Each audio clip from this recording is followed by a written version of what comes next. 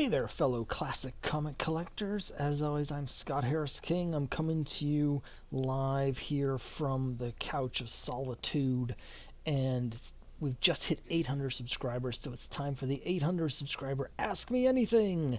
And a bunch of you asked me questions, so the way I'm going to do it here, I'm going to do it like I did last time.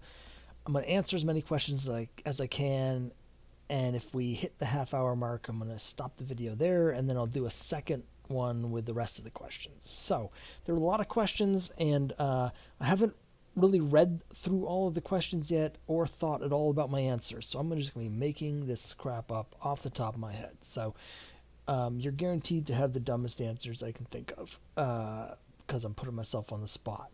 But let's jump right into it, and thank you all for your questions. And here we go. Question number 1. This is from DAG Cards, and thank you very much for your support and for your question. And the question is, are there any Wolverine comics inside the box?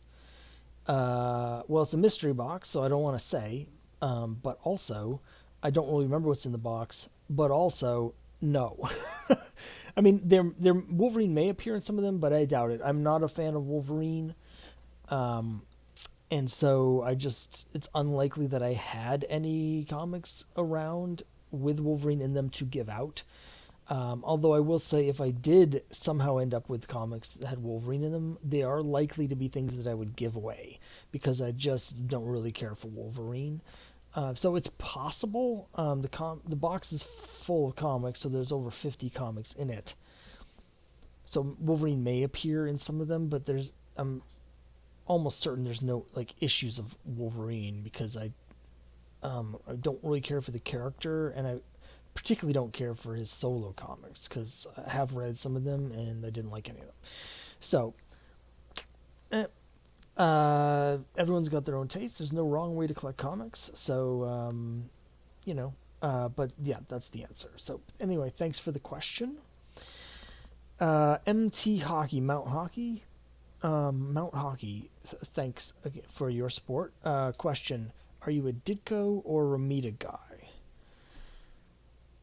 Well, it depends on the context. If we're talking about Spider-Man, I'm a Ditko guy. I think somewhere I have the first 5 essentials, so it covers up through issue 90 or 100.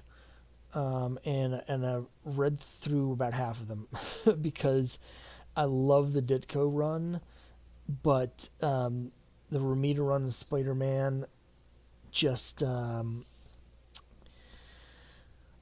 it started getting just way too soap opera melodramatic for me, and I couldn't do it. Maybe it was fine month to month, but it just wasn't for me. I'm not a big Spider-Man fan either. I like him better than Wolverine, but I'm not really a Spidey fan. So, for me, that initial Ditko run is the best that you get with Spider-Man. Having said that, I'm also a huge fan of Doctor Strange, and Ditko's Doctor Strange is basically the best Doctor Strange for me, and one of the best things that Marvel did. So, I mean, the Ditko, Spider-Man and Ditko Doctor Strange is just about as good as Silver Age superhero books get. Having said that, I'm not really that into superhero stuff anymore. I'm a romance guy. Romance comics is my focus of my collecting, and so Ramita is one of the greatest romance artists. And he did a lot of stuff that I really love. The Bonnie Taylor Stewardess series in Young Romance, the Mary Robin Registered Nurse series in Young Love, and just so many great covers and stuff. So I'm a huge fan of Ramita's romance work. But and I think everything Ditko did after Marvel, he's a lunatic. So I'm not really a fan of a lot of that other stuff. But so it's kind of a wash. But usually if someone's asking Ditko or Ramita, they're talking about Spider-Man. It's definitely Ditko. Thanks very much. I hope that answered your question. Darren Smith says, my question is, why don't you keep drawing winners until you get someone who claims it? Else it becomes a bunch of non-giveaways. I mean, the answer is just logistics. I thought about it, but it's just logistics. Also, to be honest, I never expected someone to not claim it. I was really surprised the first time, and I was extra surprised the second time. But it's just, I don't want to do multiple videos, just keep coming back over and over to try and give the same thing away, more videos. But I also don't want to have, like, in the one video where I list several names, like the first runner-up and the second runner-up. I don't really want to do that, because then I have a bunch of people potentially contacting me that I'm not giving comics to. So, I mean, that's basically why. It's just a logistical challenge. I'm trying to keep it as clean and as easy as possible. It's just, I don't know. Hopefully this time the winner, which is you, Darren, will contact me, and we can get the comics given away. But thanks for the question. Okay. Next question is Tartan Phantom. Hi, Rob. Thanks very much. Question, is it true that cursed mystery boxes are usually filled with 90s Rob Liefeld Image comics? I think it's quite the opposite. In my experience of buying mystery comics, like you go to a comic store, you get like a bag or a box of mystery books. When you open it, those are usually the ones that are filled with the the crappy 90s stuff. Those are the ones that everyone opens. But yes, I can promise that in this case, it's definitely not filled with that. Okay.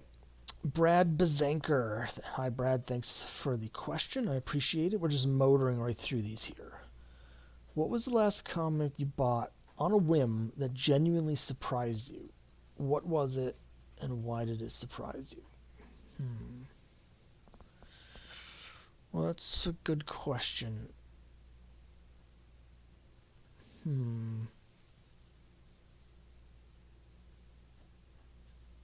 I suppose this is going to be a weird answer, but just this is what comes to mind, so bear with me.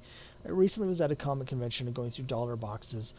I was looking for stuff for various reasons, but one of the things I was trying to do is get books for my dollar bin trading challenge. And so I'm usually looking for books that are in a dollar bin but are, worth money.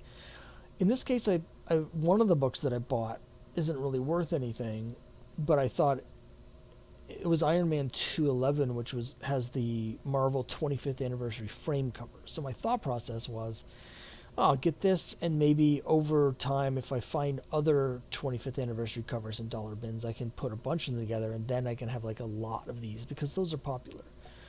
So this kind of bought that on a whim, and we're on vacation. I decided to read it. And why it surprised me, and I should say that this is a book that I bought off the stands when it came out in 1986. I read Iron Man. I think my first issue was 194, maybe. It might have been 193, 194.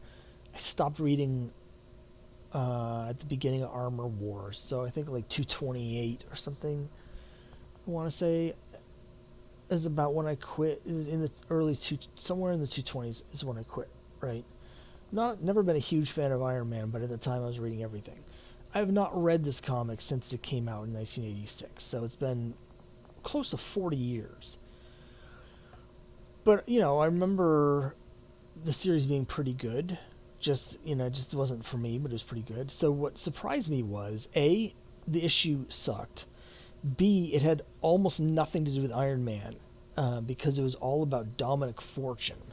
And it was like the original Dominic Fortune, who's an old man now, gets killed, and then his son takes over as the new Dominic Fortune. And so it was all about Dominic Fortune. It had nothing to do with Iron Man. He appeared in a few scenes here and there, and he comes in at the end for a fight scene, but the main focus through the whole issue is Dominic Fortune, a character I don't care at all about. And so I was really puzzled by this book. And I haven't read any of the issues that around it, again, for almost 40 years, so I don't really remember anything else that's happening in the book at the time, but like, I don't know what they were thinking. I don't know if this is supposed to be a backdoor pilot. I don't know if they were tying up a loose end from another comic. I just was boggled by how bad the story was. And part of the reason it was so bad is that it just had nothing to do with Iron Man, as far as I could tell.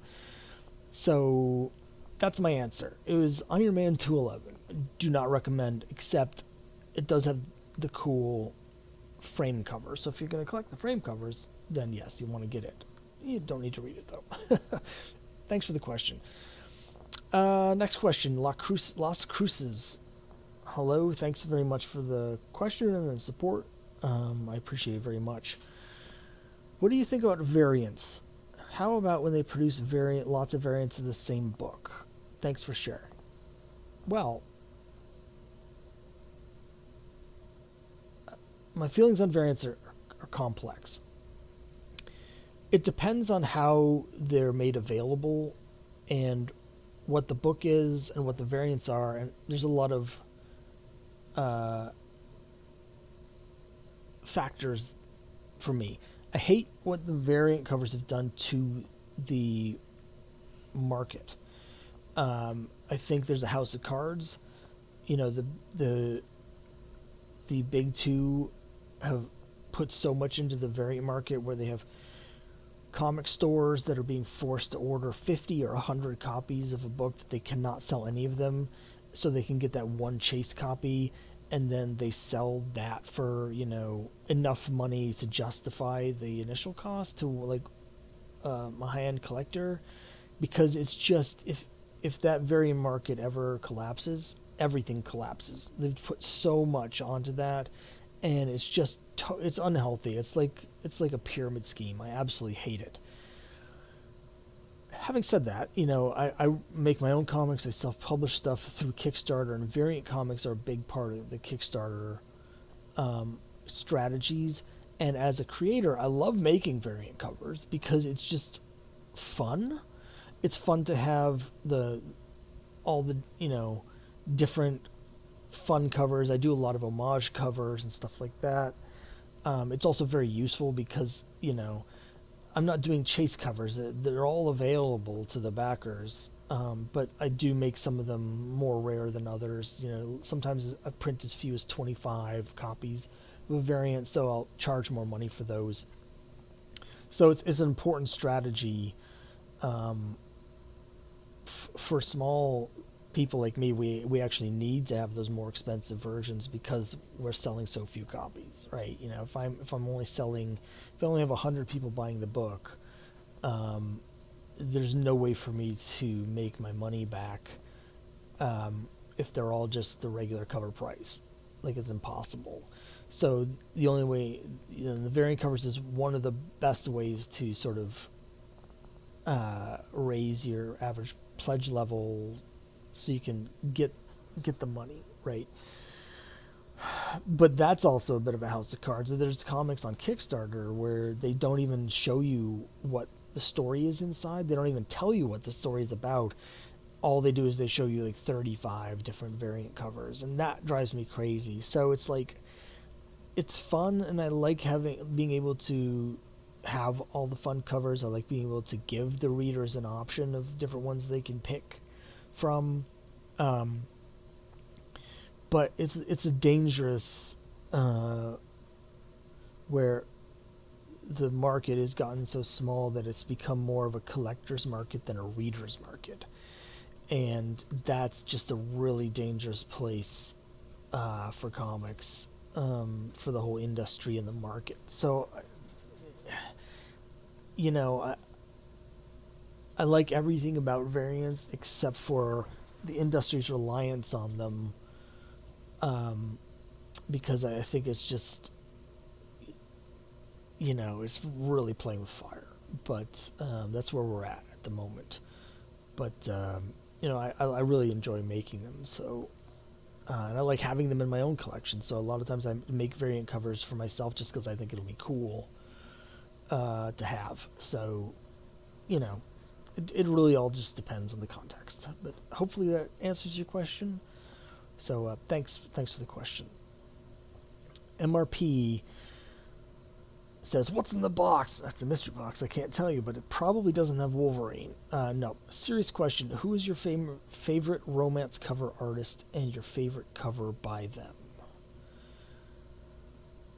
Well, it's a really difficult question. Um, there's some great romance cover artists. There's some artists who are great romance cover artists who are not great otherwise. Necessarily, Vince Coletta is someone who has a lot of really great covers and stuff in the 50s, even though he's like a universally loathed artist. He did some great work. I know people who consider him to be the best. Obviously, Matt Baker. Al Hartley is someone that did a lot of great covers in the 50s, even though he's known for his later Archie stuff. He did some great romance books. Obviously, I'm a big fan of Ramita. Um, Tony Abruzzo has a lot of great covers, and then there's the people at Charlton. There's some people at Charlton with some great cover artists. Jose Luis Garcia Lopez worked at Charlton Romance. The guy named Demetrio only did a few covers, but they're all excellent. Um, I mean, you know, it's really tough. I'm gonna, it's just really hard. But I'm gonna say J. Scott Pike. I think he did a lot of great stuff for Atlas in the 50s, but then he sort of changed his style up, did a lot of cool stuff for DC in the 60s, and then in the late 60s into the early 70s he's changed his style up again, got more rougher, and did some really cool stuff around that time for DC and romance books. It's hard to pick a favorite because he has so many great covers. Um, but probably Young Love number 68 is probably my favorite of his. I mean, he did the famous cover on Young Romance 150 as well, but Young Love 68 is probably my favorite from him. So hopefully that answers your question. Silver Knight Kyle. Hello, Kyle. Thanks very much for the support as always. Kyle says, he's asked me so many questions, he's running out of things. But he says, in 20 years' time, how would you like your current comic adventure to be remembered most?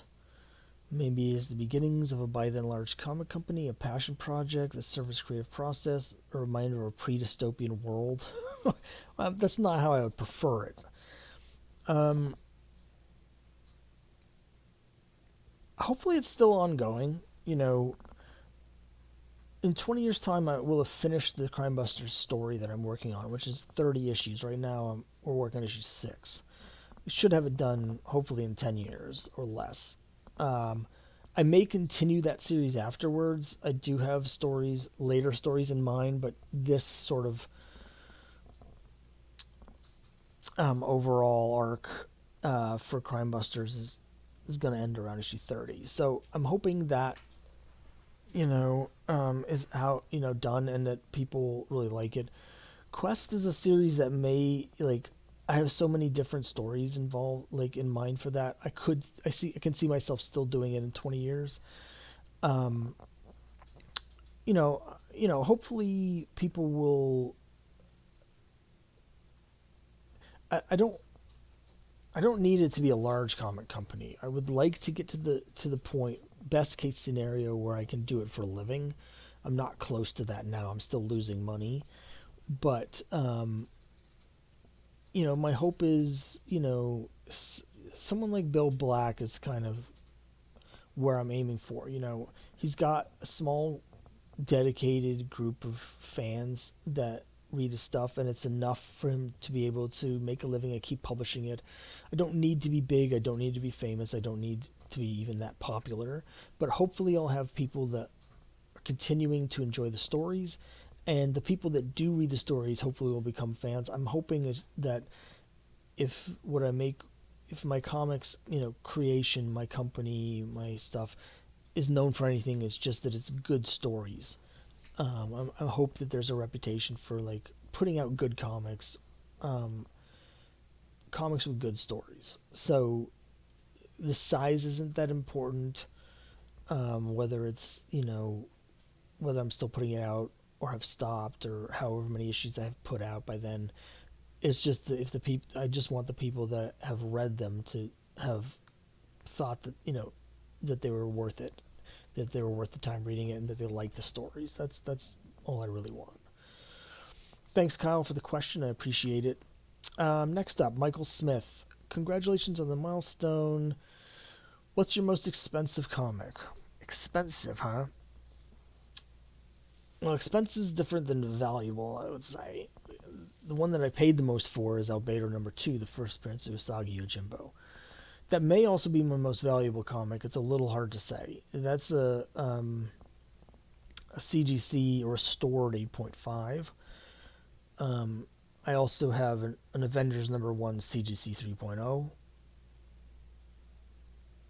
Not really sure what either of them are currently worth because the market's had a downturn. The Usagi Yojimbo had skyrocketed up, and the Avengers has always been on a very slow rise, and it's gone, they both kind of gone down, I think, a little bit. I'm guessing the Albedo #2 at this point may be worth more than the Avengers 1, because Avengers 1 is a fairly common book, and for whatever reason, the incredible success of the movies never really translated into a bump in value for that. There was a time where Avengers 1 and X-Men 1 were worth roughly the same.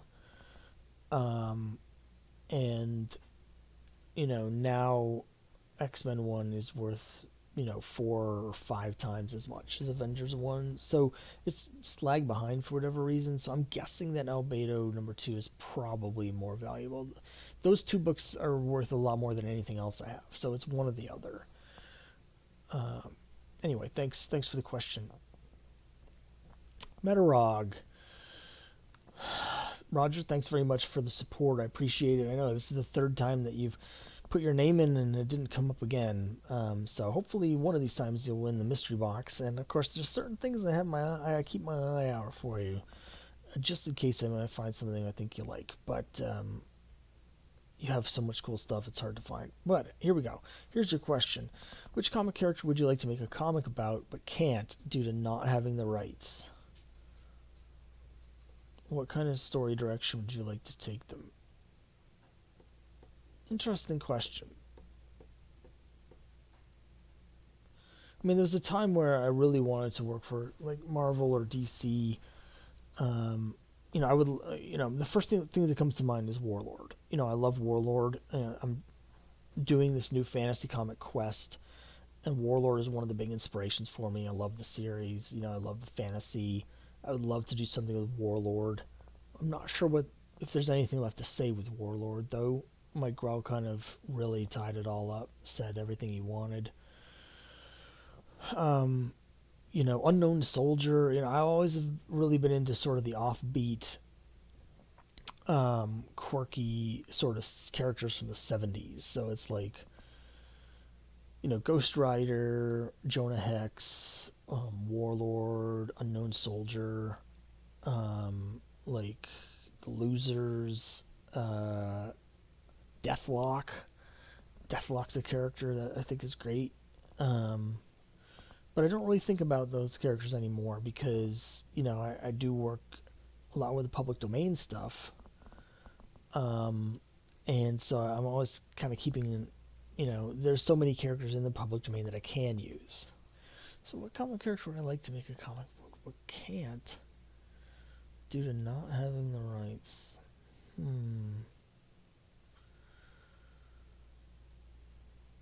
I mean, if I could do anything with any characters, man,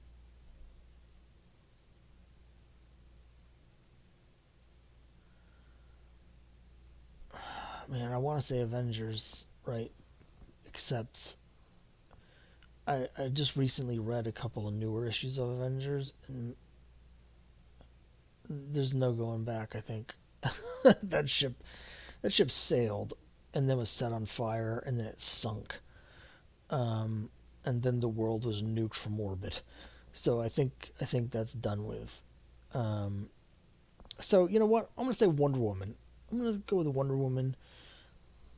I don't have the rights to Wonder Woman. I can't do Wonder Woman. What kind of story direction would I like to take Wonder Woman in?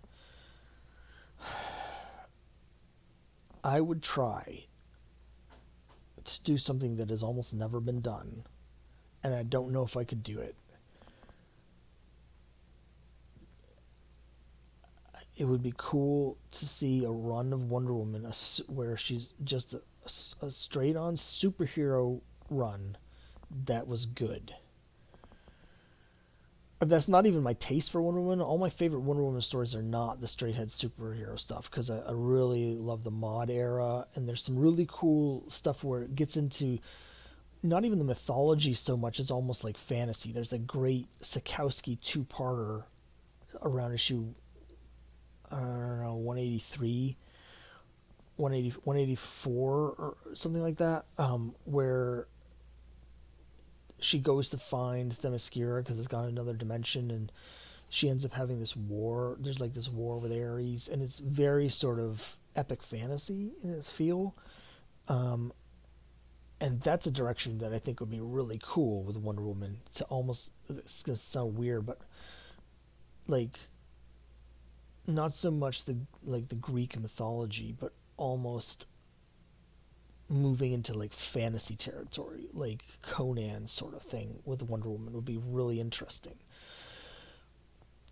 But just for the sheer challenge of it, I've read so many, I read 25 straight years of Wonder Woman stuff, and almost none of them, anytime it was just like a pure superhero, like just superhero book, it was bad, and that was most of the time, and it was mostly bad.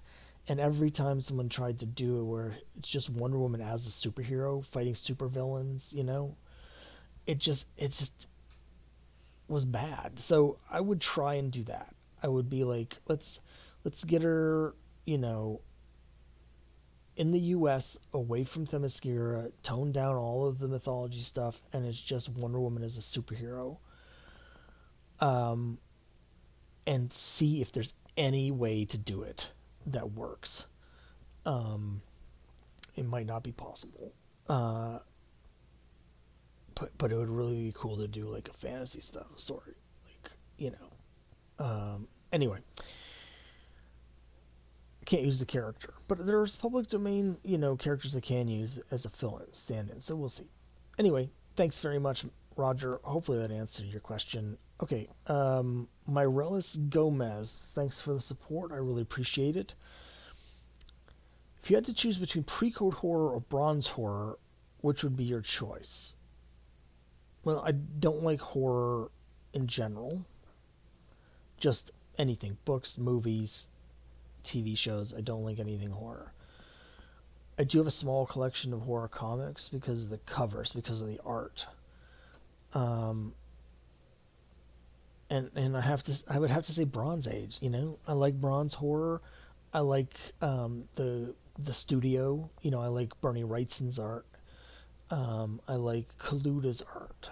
All those great covers. I like Neil Adams' horror stuff, but it's really Wrightson and Kaluda, and then all of those like artists, doing stuff at Charlton and stuff. 70s, the Bronze Age horror stuff. I still don't really want to read it, but the covers of some of those, like House of Secrets and House of Mystery and stuff, like it's just really good stuff. So, and whereas pre-code horror, it's a little too much for me. Like the actual horror. I mean, the EC stuff obviously has some amazing covers as well. Don't get me wrong. But it's a little too gory, a little too violent, a little too gross, and I don't know. So yeah, bronze horror is the answer for me. So, thanks for the question. We got one more question in here, and then we'll wrap up part one. Rosita Rosie asks, can you share a bit about your passion for comic book, about how your passion for comics and characters first began? What drew you to this fascinating world? Thanks for the question. I've talked about this before. But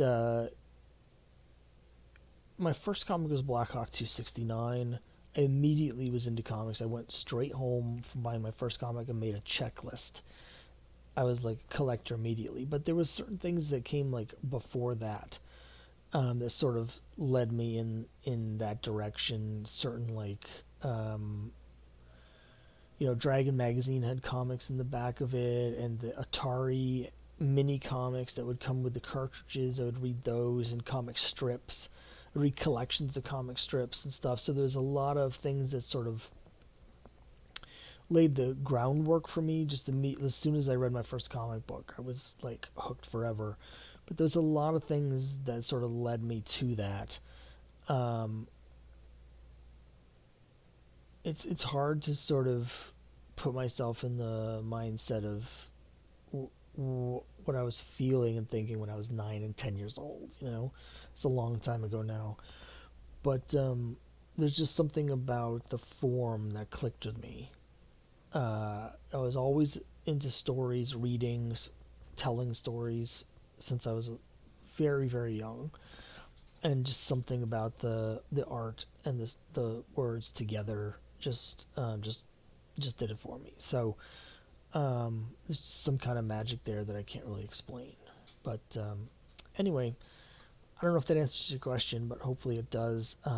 So we're going to wrap it up here. We're just past the half-hour mark, and I'll try and get through all the rest of the questions a little faster next time, so this is only 2 parts. But that's it for now. Thanks very much for watching. I'll see you next time.